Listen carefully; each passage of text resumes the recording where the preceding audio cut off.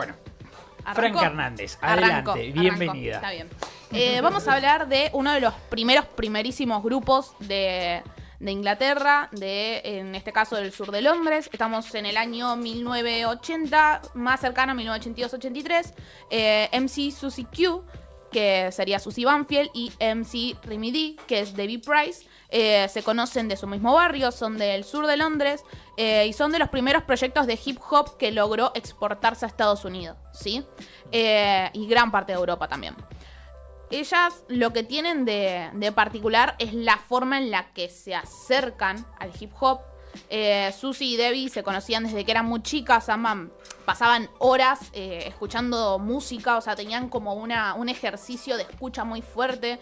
El papá de Debbie viajaba siempre a Nueva York y traía un montón de discos y de cosas, y además era un melómano empedernido, que una de las cosas que más le enseñó a su hija fue a leer la contratapa de los discos. Cosa que es importantísima, por lo menos lo vemos, yo qué sé, con Agus, con los pibes, cualquiera que hace digging, saben que es completamente importante aprender a leer tapa y contratapa. Y esto es lo que a ella le ayudaba a escribirse en un papelito las cosas que quería, se lo mandaba el padre traía los discos y así se sentaban horas y horas a escuchar música. En un verano de 1979, Debbie viaja con su familia a Nueva York y hacían como una especie de turismo outsider con el padre. No iban a los lugares más turísticos, iban a los diferentes barrios a buscar discos en las disquerías de esos barrios. Qué locura tener un padre así. Pero un grosso total. Así quiero ser yo de padre. Claro, obviamente. Así me imagino a Agustín Vicky de padre. Obviamente. No creo en Nueva York. No, Dada la ojalá. economía. Debbie... En San Telmo, sí. Claro. Bueno, en San Telmo sí. Debbie viaja con su viejo a Nueva York y ahí empieza a ver sus primeros acercamientos al breaking. En la radio ya se escuchaban las primeras canciones de rap con el Sugar Hill Gang. Y ese viaje cambió radicalmente a Debbie, que ya pasa a ser MC Remy D, ¿sí? Cuando fue por segunda vez a Nueva York, encaró la estadía de otra manera y ya directamente fue a hacer turismo a buscar esos discos que había visto que estaban sonando en la calle. Que era ver en el parque a un montón de gente haciendo breaking, escuchando música, pasando vinilo. Y ahí entre 1982 y 1985, Debbie se tomó el trabajo de básicamente ir con una grabadora a Nueva York cada vez que viajaba. Ellos tenían su familia allá, por supuesto. Y cuando llegaba pasaba 2 o 3 semanas grabando en cassette lo que escuchaba en la radio y lo llevaba a su barrio y se lo obligaba a escuchar a sus amigas. No era que agarraba y le decía, che, esto está buenísimo, capaz te gustaría, era como, no. Y agarraba y hacía una asamblea, la pendeja. Ahí agarraba y anotaba todos los nombres que le mencionaban los locutores. Si no se podía comprar el disco cuando iba con el padre a la disquería, se lo dejaba anotado en un papelito y el que viaja a Nueva York que vaya y se lo traiga. Así sucesivamente iba agarrando un montón de info. Al principio, esos cassettes eran lo único que ellos tenían, porque el rap y toda la cosa no estaba sonando todavía en las radios de Inglaterra de una forma tan contundente como estaba sonando allá cuando salió el Sugar Hill Box, ¿sí? Entonces claro, lo que hacía... Inglaterra tiene una industria de música muy fuerte, entonces quizás... Obviamente. Qué sé yo, el Sugar Hill Gang, Sí. Joe Batan, el tema de Blondie, esos primeros raps sí permearon en Europa quizás, Obvio. pero no en Inglaterra, porque Inglaterra como que nunca necesitó la música de afuera. No, y eso también va a ser un problema más adelante. Entonces lo que tenían eran esos cassettes y obviamente el Funky Box Party de Sugar Hill Records, ¿sí? Okay. Que es ese primer disco mortal que tienen por ahí. Entonces lo que hacían era ir comentándole a sus amigas qué era el hip hop, qué era lo que venían viendo, cómo bailaban. Entonces hay como un primer acercamiento nuclear a lo que estaban viendo, pero por arriba venía todo lo que ellas inventaban. Entonces sus pasos de breaking eran distintos, su forma de rapear era distinta, si bien era similar a lo que hacían, tenían como todo un parque de creatividad adelante suyo, por el hecho de que lo que les llegaba era una fibra ínfima de lo que estaba pasando en Estados Unidos. A partir de eso, ellas directamente empiezan a hacer como una especie de evangelización hip hopera, por así decirlo, con sus compañeras, y terminan armando una crew de 13 chicas que se conocían como The Warm Milk and the Cookie Crew, haciéndole como burla al acento estadounidense. Durante esa primera etapa, las pibas creían posta que eran las únicas que estaban escuchando rap en el lugar. cosa que es muy común para Obvio. cuando los que son recién llegados. Y además, pensemos obviamente, de vuelta, 1982, esto recién estaba arrancando. Sí. Tenía muy poquitos años de vida. Entonces, en un momento, se cruzan con una persona de su propio barrio y le cuentan que en Covent Garden estaban haciendo algo parecido. Covent Garden, para los que no sepan, es como un área comercial que está ubicado en West End. Y ese Covent Garden, yo les recomiendo pila que busquen fotos de eso, era la meca de donde se estaban juntando las competencias de freestyle, las competencias de breaking. Si tienen por ahí alguna foto de las chicas para ir poniendo y que conozcan la cara de Suzy y de Remedy, lo podemos poner. Ellas recién arrancaban en ese momento. Y ahí es donde empiezan a ver que había b-boys y había MCs también, pero que estaban desperdigados por todo Londres, básicamente, y se unían ahí. Ellas pasaban y se hacían de cuenta que eran turistas y miraban de reojo porque no se animaban a pasar por ahí. Entonces, cuando se empiezan a sumar, ahí es donde salta la ficha de la creatividad que le estaban poniendo encima a este proyecto, porque era como, che, ¿de dónde sacaron esos pasos? ¿De dónde sacaron ese estilo? Y claro, porque al reformular todo, o sea, hay un 20% de lo que venía de Nueva York y un 80% de lo que estaban inventando ellas. Entonces era bárbaro, porque tenían unas posibilidades infinitas de jugar con lo que estaban viendo. Tremendo. Ahí, en ese momento, ellas tuvieron cierto reconocimiento cuando empiezan a freestylear y también a hacer breaking en las competencias, ya que en su momento, en 1987, ellas ganan una competencia de rap que organizó la BBC Radio 1 con el DJ Johnny Pell a la cabeza. Eso posibilitó que el dúo pudiera lanzar su primer single con la producción de Beatmasters, con el sello de Rhythm King, y la canción Rock the House empezó a sonar en todos los clubs de baile. Y acá es donde vengo con... acá es donde se devela el misterio. se devela el misterio.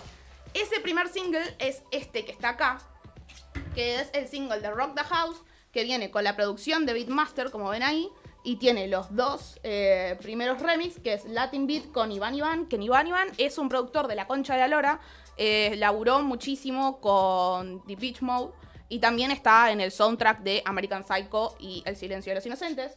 Oh. Unique Recording, que es un estudio en Nueva York, es uno de los estudios donde se grabaron, por ejemplo, Illmatic de Nas, Me Against the World de Tupac, Black Rain de Queen Latifah, Naughty by Nature de Naughty by Nature. O sea, era un peso pesado y habían tenido un reconocimiento gigante. Así que vamos a escuchar un pedacito de cómo suena Rock the House con The Beatmaster y The Cookie Crew. Si lo tenemos por ahí.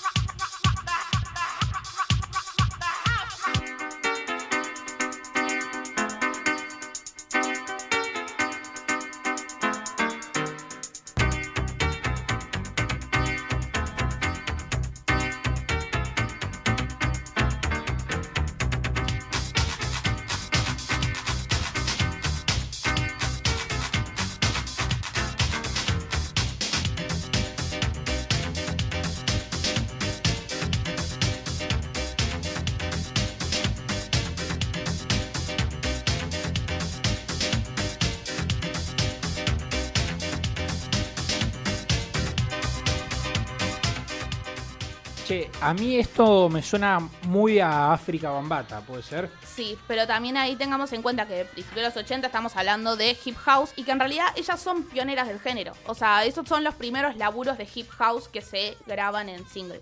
Ahí de fondo estamos escuchando a las pibas rapeando. Hip house, un género que ya podemos considerar extinto. En realidad es un gran debate. Ok. O sea, no lo vamos a abrir porque no vamos a nos vamos a ir a la mierda. Bien, bien, bien. Pero que básicamente el 88, 89, 90 fue mega popular y después sí, prácticamente desapareció. Hoy está habiendo muchas reivindicaciones a mezclar el house con el rap, que no suenan a esto, suenan de otra manera, obvio. pero técnicamente son hip house.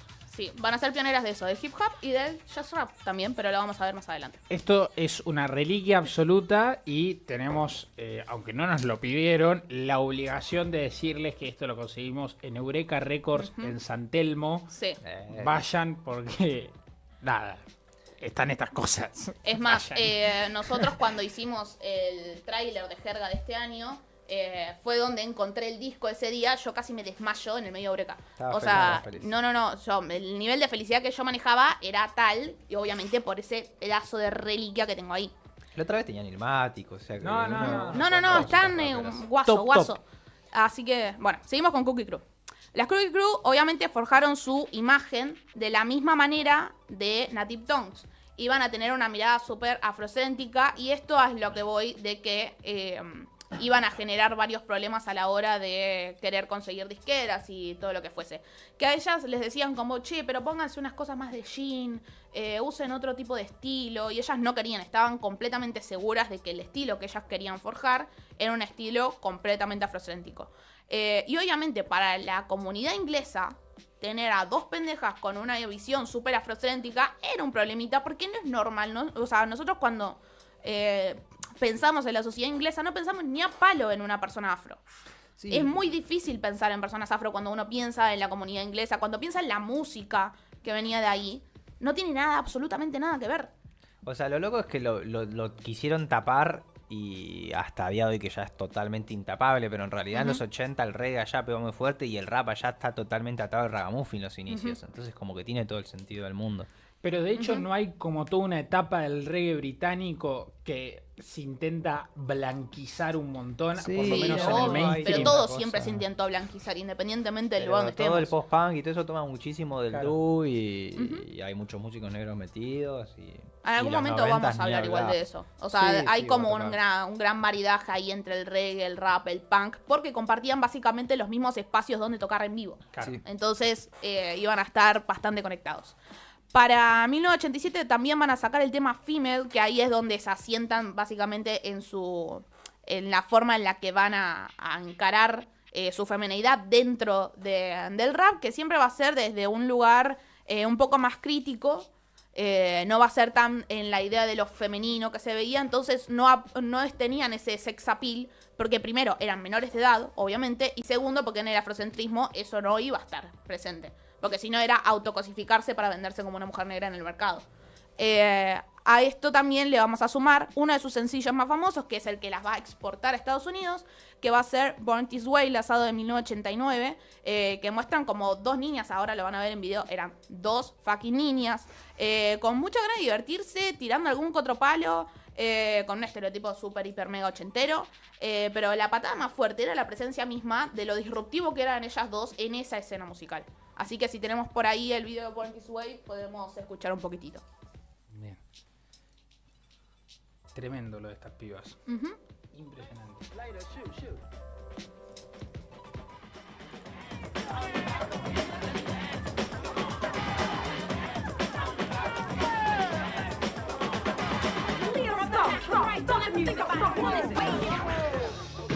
Check this out. Born This Way, we say, okay, we're not here to play. No violence, no drugs. That's right, D. Because the money pays. We got a message to all who said we couldn't do it. Take a look at us now. Take your words and chew it. Black is the word. That's right. Cause we can do it. Kick it.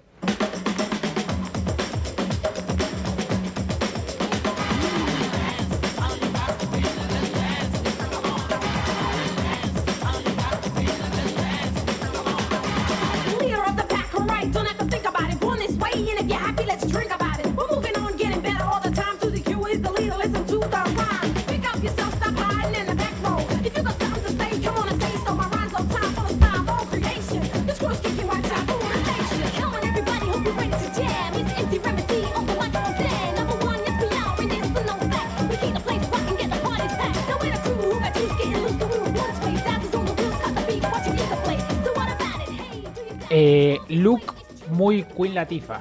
Sí, o Muy sea, Queen Latifah va a todo. estar muy permeado por lo que va a ser Native Tongues. Y un dato no menor, para anclarlo ahí con Native Tongues, ellas son las madrinas de Money Love. Ok.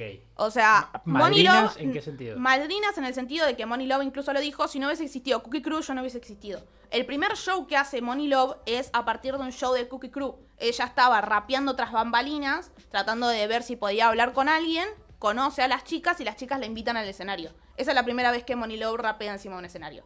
Y es gracias a ellas dos.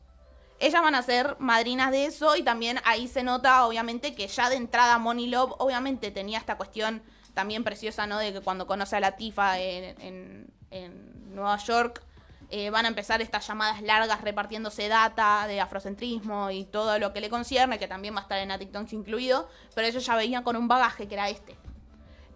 Ahí también vamos a verlo, vamos a poner un poquito de females para que lo tengan ahí a mano, para que puedan ver un poquitito más del estilo este que les digo. Bien, bien, bien, bien.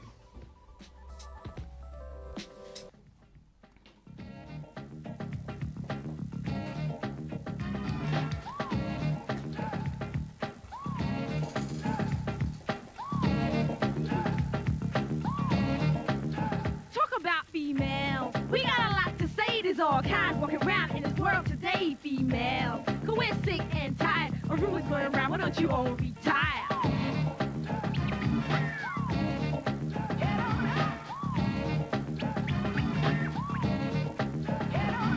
We keep hearing stories about this and that, but don't they understand that they all are whack females? They like to talk about cookies, rocking dance, but they're not for. They look you in your face with a real big smile, and then you see the makeup is up high on fire with a real short skirt and high heel shoes. They see us in our jeans and then they try to abuse. But let us tell you something that you're all bad news, females. They like to think they're nice, but cooks are the ones that are so precise. Females, like friends they act, but when you turn around they stab you in your back.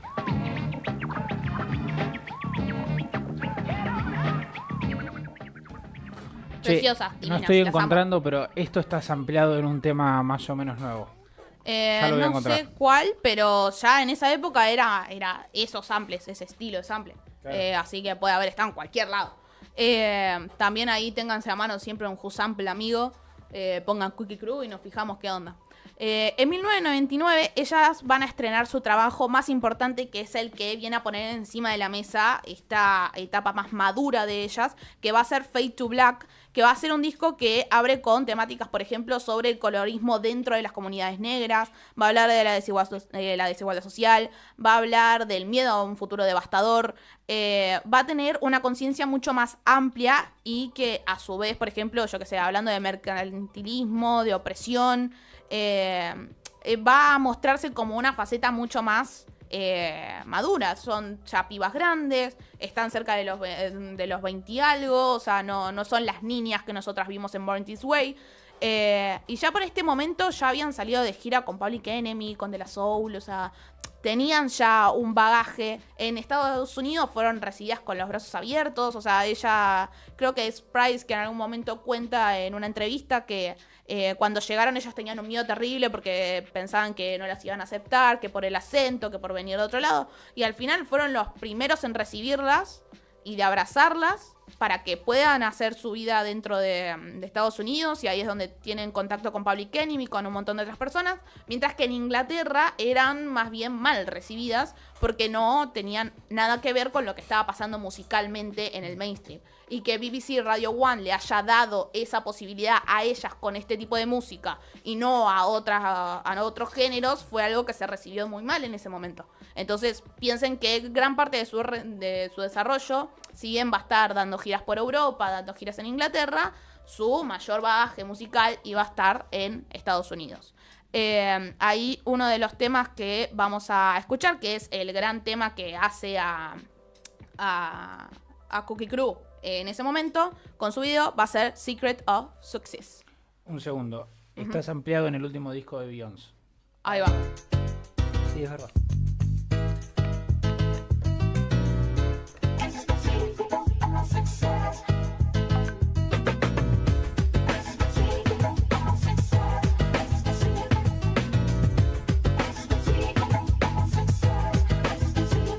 You wanna listen, sit back, relax to what I'm saying. The D is a large, so you best be paying attention closely. Cause this is mostly a part of our lives, my people, and the struggle for success. For the future, for the present, this is